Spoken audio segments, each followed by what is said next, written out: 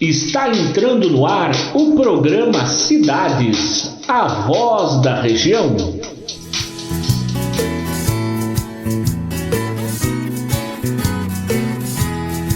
Bom dia, meus queridos ouvintes do programa Cidade. Se você ama verdadeiramente a natureza, encontrará beleza por toda a tarde. No Paraná, ia, ia, ia, ia. Se alguém quiser me conhecer, não é difícil me encontrar. E hoje vamos dar sequência ao nosso tema de parques, RPPNs e recantos, que serão sempre lembrados aqui no programa Cidades, pela sua importância para o lazer da população local e principalmente para o desenvolvimento do nosso turismo regional. Esses rios e serras, por certo, vão lhe encantar. Vamos começar o nosso programa lá em União da Vitória. E quem vai conversar com a gente hoje é a Joana Prechesny e ela vai contar tudo sobre o Parque Histórico Iguaçu. Sou Joana Prechesny. Junto com o meu marido Dago Voeu, somos proprietários do Parque Histórico Iguaçu de União da Vitória. Joana, temos um desafio aqui no nosso programa, onde você tem 1 minuto para convencer nossos ouvintes a visitarem União da Vitória. O nosso parque é um museu ao ar livre, conta a história da ocupação e do desenvolvimento da região desde 1500. O parque protege a cultura, divulga a história e promove a convivência com o grande rio Iguaçu. Joana, você e seu marido são idealizadores, né, desse parque, proprietários. Mas de onde que surgiu a ideia de construí-lo?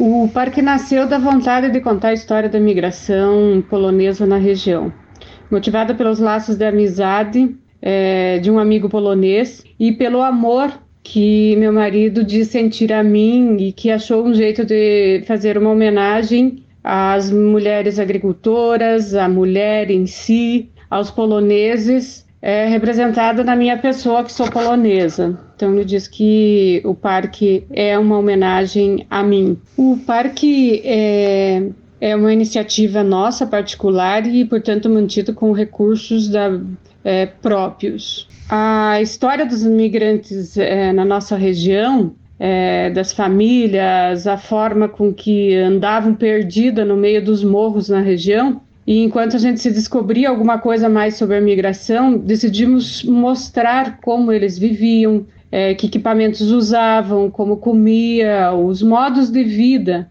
dos poloneses. E, em função disso, a gente começou a equipar essas coisas. Então, o jeito de fazer isso foi comprar um moinho dos poloneses, na qual os poloneses são muito bons na arte da carpintaria. E assim a gente foi indo para as outras imigrações. Compramos casa polonesa, casa alemã, casa ucraniana, são casas de madeiras com mais de 100 anos, compramos, realocamos, colocamos no parque e hoje elas servem para hospedagem. E hoje você pode se hospedar com o ar de cada etnia.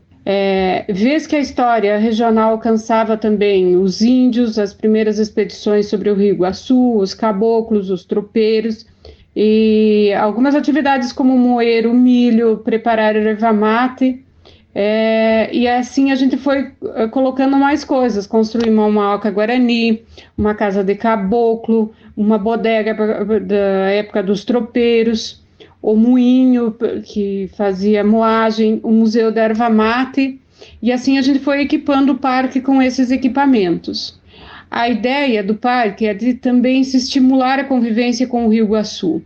E então ensejou a compra de um barco e a gente faz a visita a cachoeiras dentro do Lago de Foz do Areia, ou na cidade de União da Vitória, circulando pelo nosso grande Rio Iguaçu. Temos o passeio Interpontes, que dura em torno de 1 hora e tem um custo médio de R$ 55 por pessoa. Enfim, hoje o parque protege a cultura e divulga a nossa história. Esse é o grande objetivo. Nesses 20 anos de atividades, fomos desenvolvendo a estrutura e as atividades a fim de atender a demanda das escolas, das agências de turismo, das famílias e o próprio público local. Isso nos consolidou numa posição de atrativo regional, local, sempre voltado a questões da cultura, da história e o estímulo à pesquisa. A recreação também faz parte das nossas atividades, com foco nos valores remanescentes da nossa sociedade, na fraternidade, no amor, no respeito. Isso tudo também nos trouxe uma grata satisfação de ser o local onde o bom companheiro Guto Pasque filmou O Herói de Cruz Machado. Este filme fez parte do programa da RPC, conta a história de Antioco Pereira e seu extraordinário trabalho de ajudar os imigrantes poloneses na cidade de Cruz Machado, distante do parque a 45 quilômetros.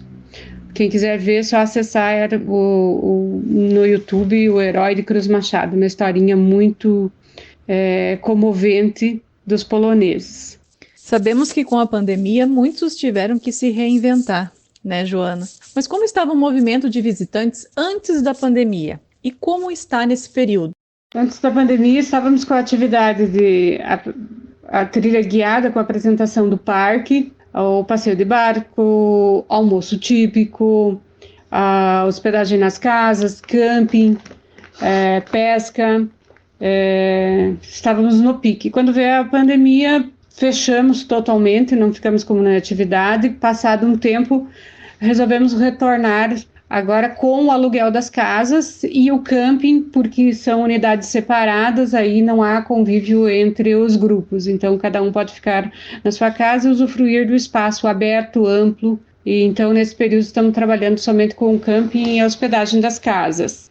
As outras atividades, assim que a vacinação se ampliar mais um pouco, avaliando a situação, retornaremos todas as nossas atividades. Nosso convite especial para você vir à União da Vitória, conhecer o Parque Histórico Iguaçu, ficar hospedado um final de semana, convivendo com a natureza, com o Rio Iguaçu.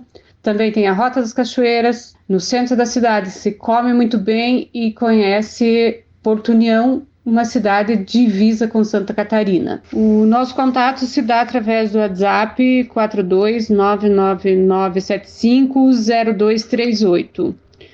Informações sobre as atividades, valores neste WhatsApp. Joana, agradeço de coração a participação no nosso programa. Agradecemos o espaço nos dado para falar sobre o parque, para falar sobre a União da Vitória. Muito obrigado e parabéns pelo programa. Você está ouvindo o programa Cidades, a voz da região. Lisa, o meu lugar, meu Paraná, terra querida, que tem histórias pra contar. Vamos agora para Campo Magro, onde o empresário Eros Tozeto está realizando um grande projeto denominado Parque Ecológico Campo Magro. E ele está aqui para nos explicar direitinho do que se trata. Eros, você também não vai ficar de fora da nossa tradicional forma de abordar os empresários da cidade. Você tem 1 minuto para convencer nossos ouvintes a visitar o seu município. Bom, primeiramente eu queria agradecer ao convite do programa Cidades do Márcio Assad, né, pela oportunidade de falar um pouquinho aqui de Campo Magro, né. Campo Magro é uma cidade turística e assim nós queremos que ela cresça cada vez mais ancorada no turismo, onde hoje os maiores atrativos são os restaurantes de lazer e com gastronomia rural e típica. Então nós temos a gastronomia polonesa, a gastronomia rural e o grande diferencial dos nossos empreendimentos aqui, que não é um restaurante onde você vá apenas fazer a sua refeição e vai embora. É um restaurante com toda estrutura de lazer, né? Então, você chega 10 horas, 11 horas da manhã e você fica ali até o final do dia. Então, qualquer um dos nossos empreendimentos, os maiores aí, a gente fala Pedra Chata, o restaurante Nova Polska, a Chácara Santana, o famoso Bar do Paulo, né? Então, todos esses restaurantes, cada um com seus atrativos, né? Então, além de você vir aqui ter toda essa gastronomia, esse lazer, nós temos alguns pontos turísticos de interesse aí, que a gente pode destacar o Morro da Palha, a Pedreira Lagoa Azul, onde estamos transformando num empreendimento turístico, né? As Cachoeiras Gêmeas, Cachoeira da Professorinha, e para mim um grande atrativo cultural, que é o ateliê do Alf Wivern. Então é um escultor radicado aqui em Campo Magro, e esse escultor de fama internacional tem um acervo muito bacana ali que merece uma visita. Eros, agora nos conte sobre o seu empreendimento. Como foi a ideia inicial? Bom, o Parque Ecológico Campo Magro nasceu com um objetivo. O objetivo de transformar a cidade de Campo Magro numa cidade realmente turística. E como que a gente acredita que isso pode acontecer? Isso só vai acontecer quando o turismo for a alavanca que traga à prefeitura a arrecadação de impostos e taxas, e isso se reverta à sociedade, à população, com infraestrutura, com pavimentação, com escolas, com saúde, com tudo aquilo que o Estado deve prover ao munícipe. E, em segundo lugar, o empreendimento ele é feito para dar emprego, renda e dignidade aos moradores da cidade. Então, nós estamos com um grande empreendimento. Esse empreendimento ele deve ficar pronto em aproximadamente 5 anos. Ele foi iniciado agora em 2021, né? Então, acreditamos que até o final de 2025, comecinho de 2026, esse empreendimento deve estar pronto. A nossa ideia é dar uma infraestrutura qualificada a um ponto de atração em Campo Magro. Então nós tínhamos aqui a Lagoa Azul, que ela foi formada com a exploração mineral, né, numa pedreira, e ela já tinha uma visitação desordenada e tínhamos muitos problemas ali com sinistros, falta de segurança. Então a ideia foi apresentar um projeto onde a palavra inicial é segurança. Então nós buscamos inicialmente a segurança das pessoas que vêm aqui para que não haja nenhum sinistro com seus automóveis. Então nós já temos um estacionamento com segurança, que você não se preocupa mais com o seu carro, né? Estamos preparando o espaço para que as pessoas possam caminhar nas trilhas, todos os equipamentos dentro das normas. Então a ideia é fazer com que esse empreendimento seja referência na região metropolitana de Curitiba e traga o desenvolvimento para a cidade. Quem elaborou tecnicamente o projeto em si? Em que fase se encontra o seu empreendimento? O responsável técnico pelo desenvolvimento do projeto arquitetônico do parque é o arquiteto Wilson Pinto. Wilson Pinto é um arquiteto renomado no Brasil, já tem projetos nessa área de hotelaria, paisagismo, hospedagem, né, meio ambiente. Então, eu acredito que a gente está muito bem assessorado quanto a isso, né? O Wilson, por exemplo, o projeto vencedor em 96 para reforma do Parque das Cataratas foi dele. Então hoje essa transformação nesses últimos 25 anos das cataratas nesse parque que recebe 2,5 milhões de pessoas anualmente, eu dou muitos créditos aí para o Wilson, né? E aqui no Parque Ecológico Campo Magro, né, nós estamos iniciando as obras agora em 2021. Então estamos aproveitando toda a parte da pedreira que foi desativada. Estamos dando primeiro uma recepção, né, para as pessoas, para que elas possam se sentir seguras. Então, inicialmente, nós vamos fazer com que as pessoas sejam convidadas a entrar no parque. Então, vamos dar começar pela recepção, porque, na verdade, o parque, a beleza de um parque ecológico é a natureza. Então, nós estamos aqui para dar uma estrutura, né, para que possamos ver a natureza de diversos ângulos, né, e vamos valorizar tudo aquilo que o parque tem. Depois de pronto, qual o mercado pretende atingir e posição a alcançar? Bom, para nós, 2026 é o ano mágico que nós buscamos chegar em 2026 com o parque pronto e com isso objetivamos o mercado internacional. Então, nós temos a felicidade de estar aqui próximos a Curitiba, um aeroporto de primeira linha, temos a promessa de ter uma terceira pista agora para receber voos internacionais, diretos da Europa, diretos dos Estados Unidos. Então, acreditamos que quando o parque estiver pronto, nós já teremos essa nova pista. Acreditamos que os voos já possam começar a vir para Curitiba diretamente, né? Miami, Paris, nós acreditamos nisso. E aí é a nossa busca do turista internacional.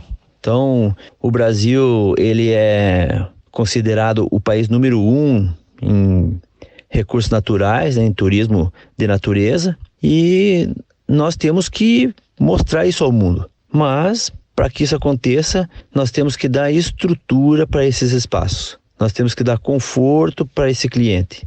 É um absurdo o Brasil, com todo o tamanho, com toda a riqueza que nós temos do turismo, receber apenas 6 milhões de turistas estrangeiros anualmente. Então, é nisso que a gente se ampara, em todo esse mercado que ele está aí pronto para nos receber. Nós temos tudo a nosso favor, né? Hoje, tá certo, nós estamos passando esse problema de pandemia, mas até o câmbio hoje é tão favorável a nós, né? Então, logo que a pandemia melhore, que a vacinação atinja a maioria da população, quando as pessoas estejam livres para poder desfrutar do lazer, do turismo, nós acreditamos que elas busquem mais esse turismo ao ar livre,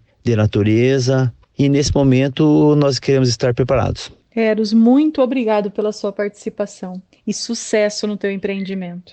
Lilian, mais uma vez eu agradeço em participar do programa Cidades do Márcio Assad. Eu vou deixar aqui os nossos contatos do Parque Ecológico Campo Mago para que vocês entrem em contato. Esse é um empreendimento totalmente privado e aberto a investidores, né? É um investimento de grande monta e nós estamos recebendo apoio de várias pessoas, e você que está nos ouvindo pode participar também desse projeto, tá ok? Você pode entrar em contato conosco, tenho o telefone, meu telefone do WhatsApp, é o 41 999 223248. Pode nos encontrar pelo facebook.com/Campo Mago, né?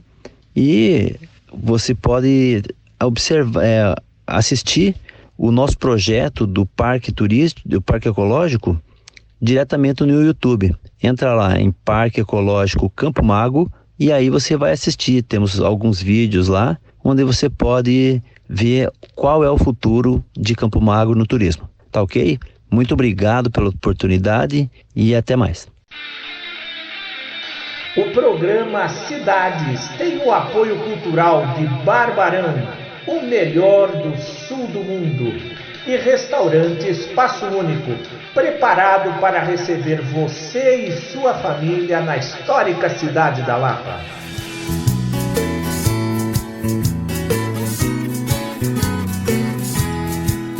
Agora chegou aquele momento gostoso com a nossa chefe Cissa sobre as delícias regionais. Olá, amigos do programa Cidades.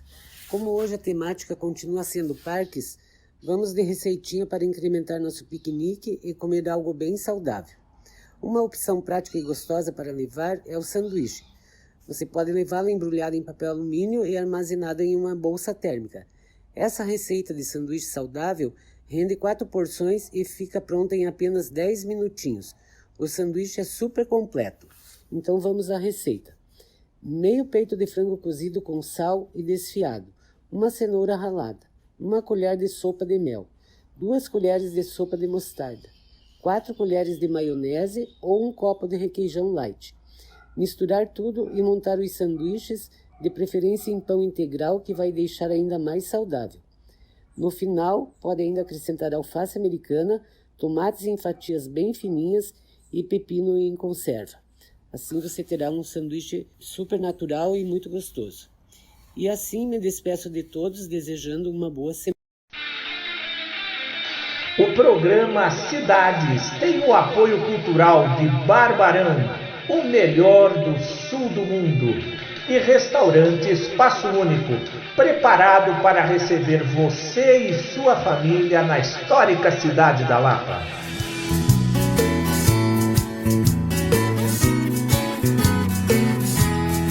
E agora com vocês, nossa colunista, a chefe Isadora. Bom dia! Eu sou Isadora Barsotti e esse é o quadro Turismo, Gastronomia e Regionalidades. Eu sou chefe de cozinha e proprietária do Barbarão, na cidade da Lapa, mas tenho também como formação a engenharia ambiental. E seguindo a temática do programa de hoje, vamos falar um pouquinho sobre os espaços protegidos e um pouquinho sobre a conservação ambiental. Veja, eu penso que a sociedade é composta por todas as bagagens que seu povo carrega. A história de uma nação, ela é composta pela cultura, tradições, música, gastronomia, artes e também pelas suas paisagens e belezas naturais. Eu particularmente tenho adoração pela minha terra. Eu tenho um orgulho imenso pelas belezas naturais que temos aqui. E sabemos que o contato com a natureza é extremamente salutar. A preservação ambiental é de suma importância, ainda mais nesse mundo que a gente vive hoje. Sabemos que tudo o que fazemos impacta o meio ambiente de alguma forma, e o desenvolvimento de uma sociedade sempre impactou demais o meio em que vivemos. Hoje escutamos bastante falar sobre isso. Eu cresci aprendendo a separar o lixo e a economizar água, porém todos nós sabemos que nem sempre foi assim. No final do século XIX, surgiram os primeiros parques nacionais com o intuito de preservação da fauna e da flora. Embora já existissem ideias de preservação, o primeiro parque mesmo foi o Parque Nacional de Itatiaia, lá no Rio de Janeiro, e ele foi inaugurado durante o governo de Getúlio Vargas, em 1937. Ali pelos anos 70, algumas instituições governamentais e sociedades civis organizadas conceberam um plano que continha objetivos específicos para a conservação. Eles propunham categorias de manejo que não eram previstas nas legislações da época. Em 1982, foi sancionado o plano denominado Sistema Nacional de Unidades de Conservação da Natureza, o SNUC.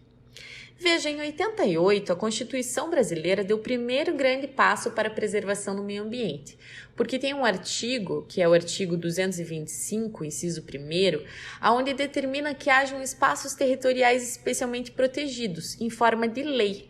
Então, assim, nascem espaços que devem ser conservados e protegidos, e a sua utilização ela fica vedada para fins que comprometam a integridade dos atributos que justificaram a criação daquele espaço protegido.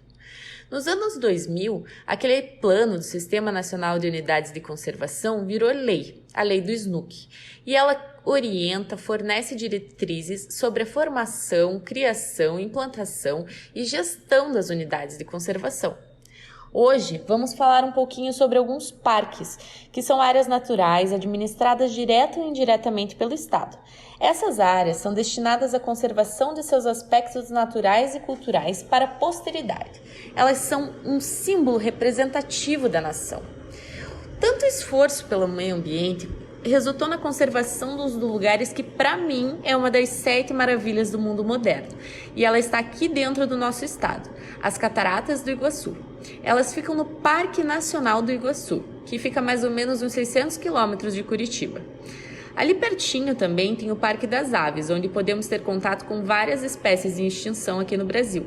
É lindo de se ver, porque a gente chega bem perto dos bichinhos. Mas não precisamos ir tão longe. Temos na cidade da Lapa o Parque Estadual do Monge, que tem formações rochosas de tirar o fôlego. Ele é famoso também por um monge que morou aqui, a gente já falou nisso em outros programas.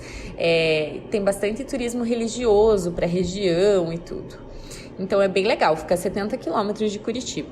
E aí em Ponta Grossa tem o Parque Estadual de Vila Velha, que abriga algumas formações geológicas e conta também com caminhos para caminhadas e trilhas. Sobre esse assunto eu podia ficar aqui o dia inteiro falando, sobre a preservação da natureza. Ai, o nosso bem maior, né? Quantos tesouros a gente tem aqui no Paraná?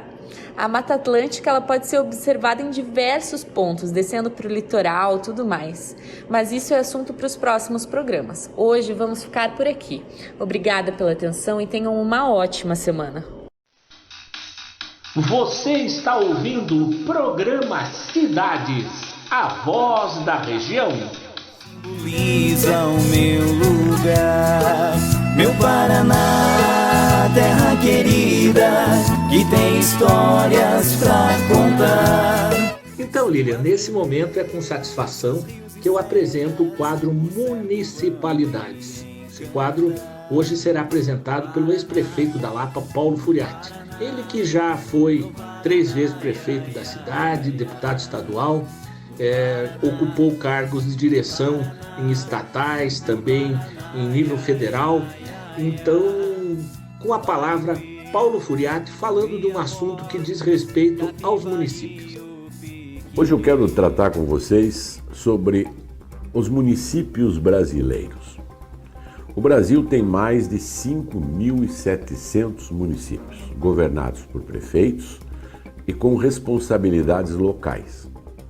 Esses municípios têm realidades diferentes. Aqueles maiores municípios, como as grandes capitais, eles têm uma arrecadação própria, maior, dependem menos do governo federal do governo estadual. Já os municípios com menos de 100 mil habitantes, que representam metade do povo brasileiro, mais de 100 milhões de pessoas, eles têm uma dependência muito grande da arrecadação feita pela União e pelos estados.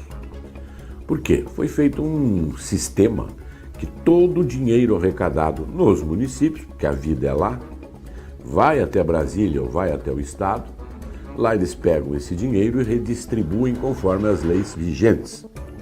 Uma parte para o Judiciário, uma parte para o Tribunal de Contas, uma parte para o Ministério Público, uma parte para eles, o governo federal, uma parte para o governo municipal, uma parte para o governo estadual. Desse bolo volta para o município um dinheiro. Só que esse dinheiro volta carimbado. Por exemplo, chega no município esse dinheiro, tanto a arrecadação do próprio município, como do estado, como do governo federal, 25% separa para aplicar no mínimo em educação. Muito bem. 15% é aplicado em saúde, no mínimo. Além de outras obrigações que o prefeito tem, como a sua folha de pagamento, como a manutenção da cidade, a limpeza urbana, a coleta do lixo e tudo mais. De tudo isso, sobra lá um caixinha chamado recurso livre. Esse recurso livre é aquele dinheiro que o prefeito teria ou tem para fazer algumas coisas diferentes daquelas obrigações estabelecidas em lei. E aí é que eu quero me situar em 2 situações. Estes 25% da educação, ele é dividido em 70% para salário dos profissionais da educação e 30% para algo chamado manutenção de ensino, arrumação da escola, compra de mobiliário, compra de material escolar e tudo mais. Mas tem 2 coisas que são necessárias, na minha opinião, como qualidade de ensino, que não é aceito tanto pelo governo federal como pelas milhares de normas que estabelecem recursos para os municípios. Uma delas é a alimentação escolar.